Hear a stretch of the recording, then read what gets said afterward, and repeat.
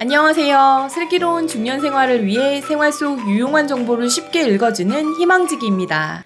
기초연금과 관련해 어르신들께서 가장 궁금해하시는 것 중 하나가 은행에 예금이 얼마가 있는데 기초연금을 받을 수 있는지입니다.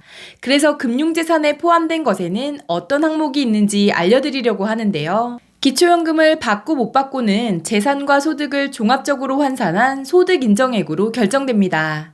따라서 금융재산이 딱 잘라서 얼마 이상이면 기초연금을 못 받는다 라고 말씀드리기는 어렵지만 대략 이 정도 금융재산이면 기초연금을 받을 수 있는지 없는지 예측할 수 있는데요.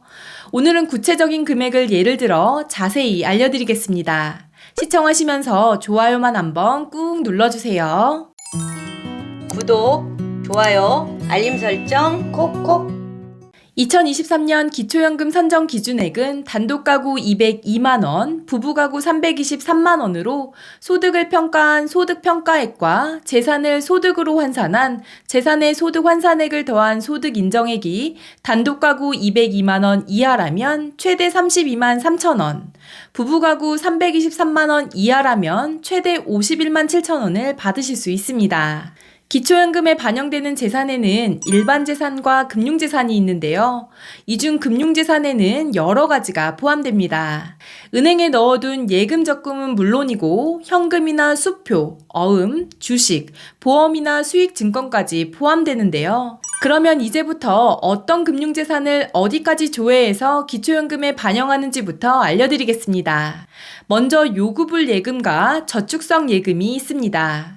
요구불 예금이라는 단어가 좀 생소하실 수도 있는데요. 저축을 목적으로 일정 기간 정기적으로 납입해 원금과 이자를 받는 정기적금 같은 상품 말고 월급 통장으로 쓰이거나 자유로운 거래를 위해 흔히 쓰는 수시입출금 가능한 예금을 말합니다. 이 수시입출금 예금은 3개월 이내 평균 잔액을 반영하는데요. 그리고 목돈을 모으기 위해 매달 얼마씩 정기적으로 붓는 정기적금, 그렇게 모은 목돈을 은행에 예치시켜 이자를 받는 정기예금 등은 저축성 예금이라고 하는데, 이런 저축성 예금은 잔액 또는 총 납입액을 조사합니다. 주식, 수익증권, 출자금은 최종 시세가액을 반영하고 채권, 어음, 수표, 채무증서는 액면가를 반영합니다. 연금저축의 경우 정기적으로 지급되는 금액 또는 최종 잔액을 조사하고요. 연금보험은 해약하는 경우 지급받게 될 환급금 또는 정기적으로 지급되는 금액이 금융재산에 반영됩니다. 마지막으로 보험도 많이 들고 계시는데요. 보험증권은 해약하는 경우 지급받게 될 환급금이나 최근 1년 이내에 지급된 보험금이 금융재산에 포함됩니다. 지금까지 기초연금 수급 자격을 결정할 때 조회되는 금융재산의 종류와 범위에 대해서 말씀드렸는데요. 그렇다면 내 금융재산을 소득인정액으로 계산하는 방법을 알려드리겠습니다. 앞서 말씀드린 내 이름 앞으로 되어 있는 요구불 예금, 저축성 예금, 주식, 출자금, 채권, 채무증서, 연금저축, 연금보험, 보험증권 등을 모두 더한 금액이 나의 금융재산이 되는데, 부채가 있다면 부채를 뺀 나머지 금액이 내 금융재산이 됩니다. 여기에 일상생활도 하셔야 하고 노후 자금으로도 쓰셔야 하니 금융재산에서 기본적으로 2천만 원이 기본공제됩니다. 이렇게 2천만 원을 빼주시고 재산을 소득으로 환산하기 위해 4%를 곱하고 12개월로 나누어주면 소득인정액이 계산되는데요.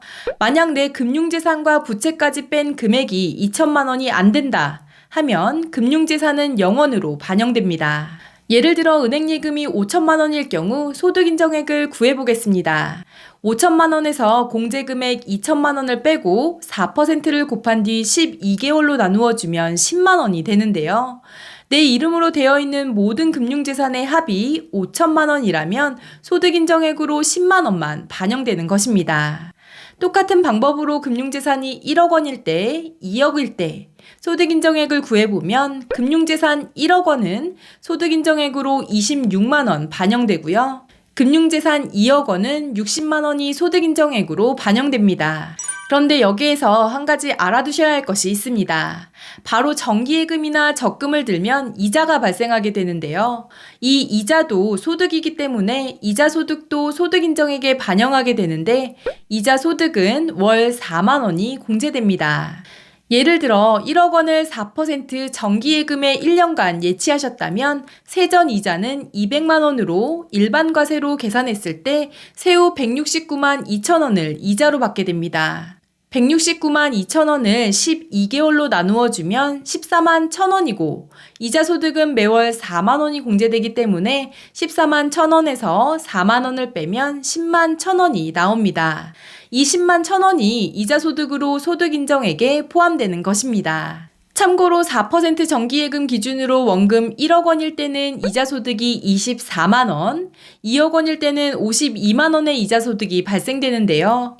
따라서 예금이나 적금에 금융재산을 예치하신 분들은 원금에 대한 소득인정액뿐만 아니라 지금 받고 계시거나 추후 만기 시 받게 될 이자 소득도 소득인정액에 포함된다는 것을 알고 계셔야 합니다.